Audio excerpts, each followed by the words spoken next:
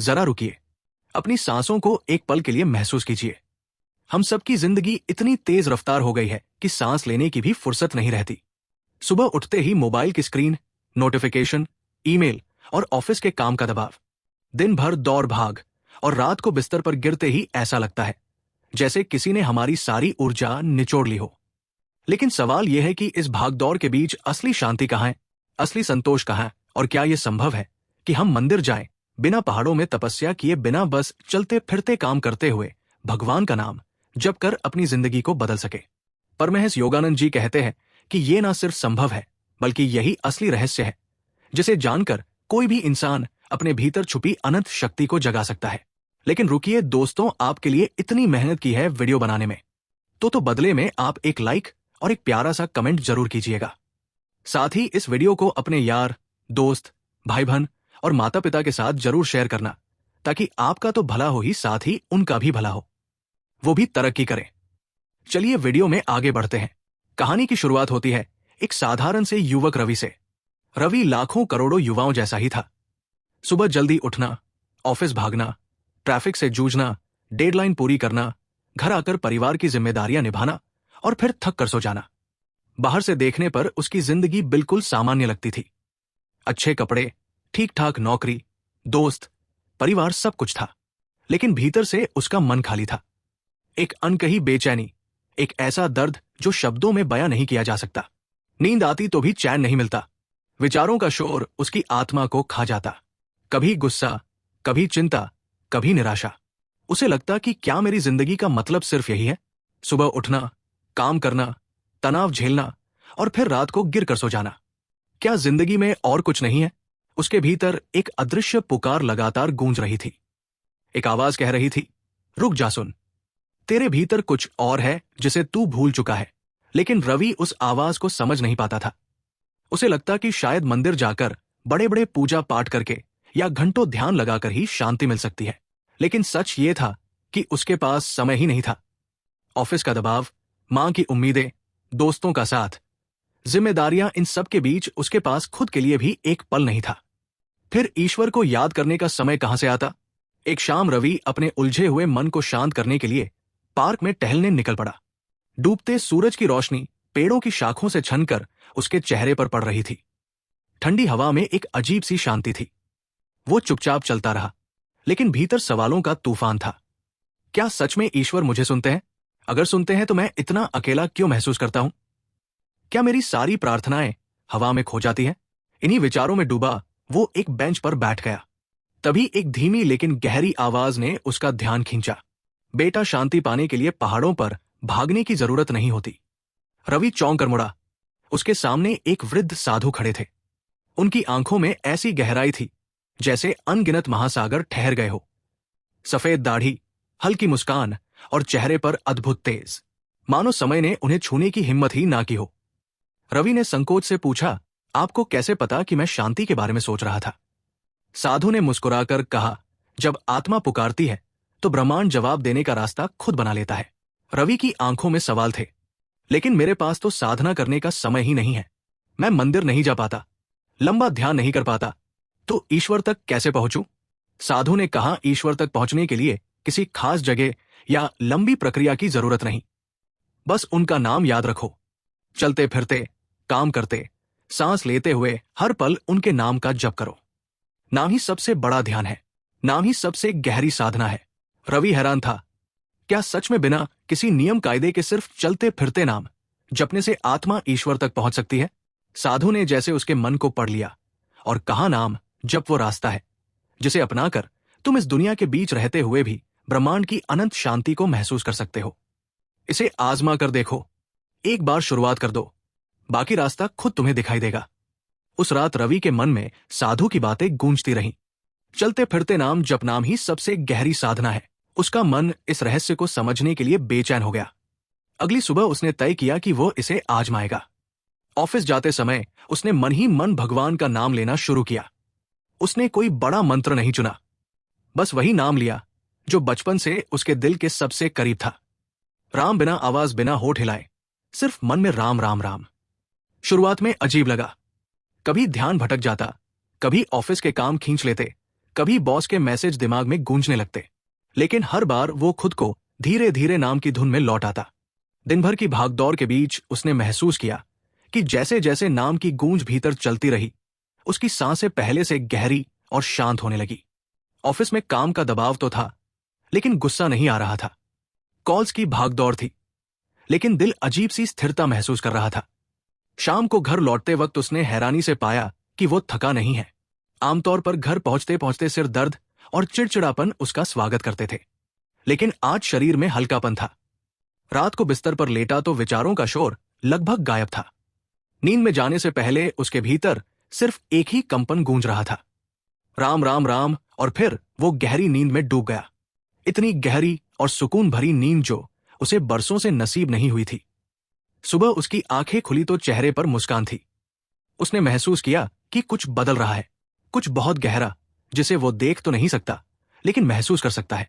उसे पहली बार समझ आया कि नाम जब केवल शब्दों की पुनरावृत्ति नहीं, बल्कि आत्मा को ब्रह्मांड की लहरों से जोड़ने वाला एक अदृश्य सेतु है। धीरे धीरे रवि के भीतर एक नई यात्रा शुरू हो चुकी थी। ऑफिस जाते समय भीड़ भाड़ वाली मेट्रो में खड़े खड़े जब वो मन ही मन राम नाम दोहराता तो उसके चारों ओर जैसे एक अदृश्य कवच बन जाता। लोग धक्का मुक्की करते, तेज आवाजें आती, मोबाइल की घंटियां बजती, लेकिन ये शोर अब भीतर तक नहीं उतरता। अब वो बेचैन नहीं होता। हर हलचल के बीच उसे एक अजीब सी स्थिरता घेर लेती। ट्रैफिक जाम में फंसने पर जो गुस्सा पहले उसके भीतर लावा की तरह उबलता था, अब वही ट्रैफिक उसे नाम जपने का मौका लगता। हर लाल सिग्नल पर वो और गहरे राम नाम में डूब जाता। उसे याद आया कि परमहंस योगानंद जी ने लिखा था, नाम जपते समय आपके चारों ओर एक अदृश्य तरंग उठती है। ये तरंगे सिर्फ मन को शांत नहीं करती, बल्कि आपके शरीर की हर कोशिका को शुद्ध करती है। आपके चारों ओर ऐसी ऊर्जा बुनती है जिसे नकारात्मकता भेद नहीं सकती। रवि अब ये सब महसूस कर रहा था। पहले जिन छोटी छोटी बातों पर वो भड़क जाता था, बॉस की डांट, किसी का कटाक्ष, अचानक बढ़ा हुआ काम, अब वो सब उसकी आत्मा को छू भी नहीं पाता।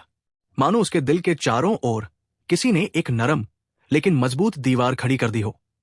कभी कभी रात को नाम जपते जपते नींद में जाते हुए उसे लगता जैसे उसके आसपास कोई हल्की रोशनी फैली हो। आंखों से दिखाई तो नहीं देती, लेकिन आत्मा साफ महसूस करती थी, जैसे कोई अदृश्य हाथ उसे सहला रहा हो और कह रहा हो, तू अकेला नहीं है, हम तेरे साथ है, बस नाम लेता रहा। यहां तक कि उसकी सेहत भी बदलने लगी। पुरानी बीमारियां धीरे धीरे कम होने लगी। नींद गहरी और ताजगी भरी होने लगी। सुबह उठते ही शरीर हल्का लगता, मानो रात भर किसी ने उसके भीतर से बोध हो दिया हो। रवि को योगानंद जी की बातें याद आई। नाम जब शरीर के हर कण को दिव्य तरंग से भर देता है, ये सिर्फ मन को नहीं बल्कि शरीर को भी चंगा करने की शक्ति रखता है। रवि के दोस्तों और ऑफिस के सहकर्मियों ने भी फर्क महसूस करना शुरू कर दिया। वो वही रवि था जो पहले छोटी सी गलती पर भी घबरा जाता था, डांट पड़ते ही भड़क उठता था, लेकिन अब वो सबसे व्यस्त मीटिंग्स में भी शांत रहता, मुस्कुराता और हर समस्या को बिना घबराए हल करने की कोशिश करता। उसके चेहरे पर एक नई चमक थी, एक ऐसी चमक जो भीतर से निकल रही थी। लोग उससे पूछते, यार तू बदल गया है, पहले हर छोटी बात पर परेशान हो जाता था, अब तुझे किसी चीज की परवाह ही नहीं। रवि बस मुस्कुरा कर कहता, परवाह है, लेकिन अब डर नहीं है, अब भीतर कोई है जो हर पल मुझे संभाल रहा है। धीरे धीरे रवि ने समझ लिया था कि ये सब किसी दिखावे का परिणाम नहीं, बल्कि नाम जप की शक्ति का असर है। उसके भीतर एक ऐसा परिवर्तन शुरू हो चुका था जो ना केवल उसकी सोच को बल्कि उसके पूरे अस्तित्व को बदल रहा था। हर सांस में नाम की तरंग, हर कदम पर दिव्यता की अनुभूति। रवि की जिंदगी अब पहले जैसी नहीं रही थी। कुछ ही हफ्तों के भीतर उसने महसूस किया कि उसके भीतर का खालीपन धीरे धीरे भर रहा है। जहां पहले हर सुबह भारीपन और बेचैनी के साथ शुरू होती थी, अब वही सुबह हल्की और सुकून से भरी होती थी। उसकी आंखें खुलते ही सबसे पहले भगवान का नाम उसके होठों पर नहीं, बल्कि उसकी आत्मा में गूंज उठता। बिना किसी प्रयास के जैसे सांसें चलती है, वैसे ही नाम अपने आप भीतर से बहने लगता। लेकिन असली परख हमेशा तब होती है जब जीवन की कठिनाइयां सामने आती हैं। एक दिन ऑफिस में अचानक एक बड़ा प्रोजेक्ट उसकी जिम्मेदारी पर डाल दिया गया। समय बहुत कम था और टीम में मतभेद भी थे। पहले वाला रवि इस हालत में टूट जाता, घबरा जाता और चिड़चिड़ा हो जाता, लेकिन अब उसने खुद को स्थिर पाया। उसने मन ही मन भगवान का नाम जपना शुरू किया। मीटिंग्स के बीच कंप्यूटर पर काम करते हुए, यहां तक कि कॉफी पीते वक्त भी राम नाम की गूंज उसके साथ थी। उसने देखा कि काम तो उतना ही कठिन था, लोग भी उतने ही उलझे हुए थे, लेकिन उसकी सोच अब पहले जैसी नहीं रही। जहां बाकी लोग तनाव में थे, वहां वो शांत था। उसने महसूस किया कि नाम जब सिर्फ शांति ही नहीं देता, बल्कि बुद्धि को भी तेज करता है। समस्याओं का हल अचानक उसके सामने ऐसे आने लगा जैसे किसी ने पर्दे के पीछे से रास्ता दिखा दिया हो। टीम के लोग हैरान थे कि रवि इतनी सहजता से हर मुश्किल का हल कैसे ढूंढ लेता है। धीरे धीरे नाम जप ने उसके रिश्तों को भी बदलना शुरू कर दिया। घर में जहां पहले बहस और टकराव होता था, वहां अब माहौल बदलने लगा। मां ने गौर किया कि बेटा अब गुस्से में आवाज नहीं उठाता, बल्कि मुस्कुराकर बात करता है। दोस्तों ने देखा कि रवि अब शिकायत करने वाला नहीं रहा, बल्कि हर किसी को समझाने और सहारा देने वाला इंसान बन गया है। ये सब नाम जप की ऊर्जा थी, जो उसकी वाणी, उसके व्यवहार और उसके चेहरे की चमक में उतर आई थी। एक रात वो फिर पार्क में गया, जहां उसने पहली बार उस वृद्ध साधु को देखा था। उसके मन में कृतज्ञता से भरे हजारों सवाल थे। अचानक जैसे किसी ने उसकी पुकार सुनी हो, साधु फिर सामने आ खड़े हुए। उनकी मुस्कान वैसी ही थी, शांत, गहरी और रहस्यमयी। रवि ने झुककर प्रणाम किया और कहा, आपने जो मुझे रास्ता दिखाया, उसने मेरी जिंदगी बदल दी। लेकिन अभी भी एक सवाल है, क्या सिर्फ नाम जप से इंसान ईश्वर तक पहुंच सकता है, बिना किसी और साधना, बिना किसी और तपस्या के? साधु ने उसकी आंखों में देखते हुए कहा, बेटा, जब तुम भूखे होते हो तो क्या हर बार थाली में 100 व्यंजन चाहिए, या सिर्फ एक रोटी भी भूख मिटा देती है? भगवान का नाम वही रोटी है, बाकी साधनाएं व्यंजन है। अगर समय और परिस्थिति अनुमति दे तो व्यंजन भी खा सकते हो, लेकिन जीवन बचाने के लिए रोटी ही काफी है। नाम ही वह रोटी है जो आत्मा की भूख को मिटा देता है। रवि ने साधु के शब्दों को अपने दिल में उतार लिया। उसने समझा कि नाम जब किसी नियम में बंधा नहीं, ये तो हर पल संभव है। चलते समय, खाते समय, काम करते समय, यहां तक कि हंसते बोलते भी भीतर नाम गूंजता रहे तो वही सबसे बड़ी साधना है। समय बीतने के साथ रवि ने एक और गहरी बात महसूस की। नाम जब केवल मन को शांत नहीं करता, बल्कि इंसान की किस्मत तक बदल देता है। कई बार ऐसे मौके आए जब सब कुछ उसके खिलाफ लगता था। प्रमोशन का चांस छीन गया, एक करीबी दोस्त ने धोखा दिया, या अचानक घर में आर्थिक समस्या खड़ी हो गई। लेकिन हर बार जब वो टूटने वाला होता, तभी कोई ना कोई चमत्कारिक सहारा आ जाता। कोई अनजान मददगार सामने आ जाता, या अचानक समस्या का हल निकल आता। रवि जान गया था कि ये नाम जप की ही शक्ति है जो ब्रह्मांड को उसके पक्ष में खड़ा कर रही है। अब रवि ने नाम जप को सिर्फ अपने लिए नहीं, बल्कि दूसरों के लिए भी करना शुरू कर दिया। ऑफिस जाते समय, मेट्रो में खड़े खड़े वो मन ही मन भगवान का नाम जपते हुए प्रार्थना करता है, प्रभु, जिन लोगों के चेहरे थके हुए हैं उन्हें भी शांति मिले, जिनकी आंखों में चिंता है उन्हें भी सुकून मिले। वो देखता कि कई बार ऐसे लोग जो बिल्कुल अजनबी थे, अचानक उससे मुस्कुराकर बात करने लगते, मानो किसी अदृश्य शक्ति ने उनके बीच का बर्फ पिघला दिया हो।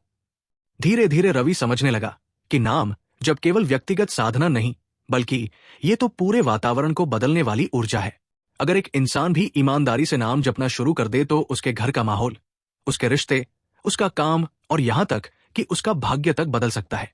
साधु ने उसे आखिरी बार यही कहा था, नाम जपते रहो, ये तुम्हें न सिर्फ ईश्वर के करीब ले जाएगा, बल्कि तुम्हें खुद तुम्हारे असली स्वरूप से मिलवाएगा। याद रखो, तुम आत्मा हो, शरीर नहीं। नाम वो चाबी है जो इस ताले को खोल देती है। उस दिन के बाद से रवि ने तय कर लिया कि अब उसका हर सांस नाम से जुड़ा रहेगा। धीरे धीरे उसकी आत्मा उस गहराई में उतर रही थी जहां शब्द खत्म हो जाते हैं और सिर्फ अनुभव बचता है। रवि की साधना अब उसकी आदत नहीं, बल्कि उसकी सांस बन चुकी थी। सुबह उठते ही उसकी आंखें खुलने से पहले ही भीतर नाम की धुन गूंज जाती। रात को नींद में डूबते वक्त भी उसके कानों में वो मधुर लय बजती रहती।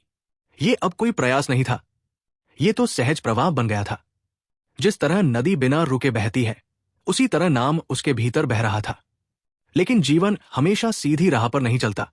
एक दिन रवि के जीवन में बड़ा झटका आया। कंपनी ने अचानक घोषणा की कि आर्थिक मंदी के कारण कई कर्मचारियों को हटाया जाएगा। अफवाहें तेज थी और नामों की लिस्ट जल्द ही घोषित होने वाली थी। पूरी टीम में घबराहट फैल गई। लोग चिंता में डूबे हुए थे। कौन बचेगा, कौन निकलेगा? रवि के दिल में भी हलचल उठी। लेकिन जैसे ही डर बढ़ने लगा, नाम जप ने उसे थाम लिया। वो चुपचाप ऑफिस की कुर्सी पर बैठा, आंखें बंद की और मन ही मन भगवान का नाम जपने लगा। वो अनुभव अनोखा था।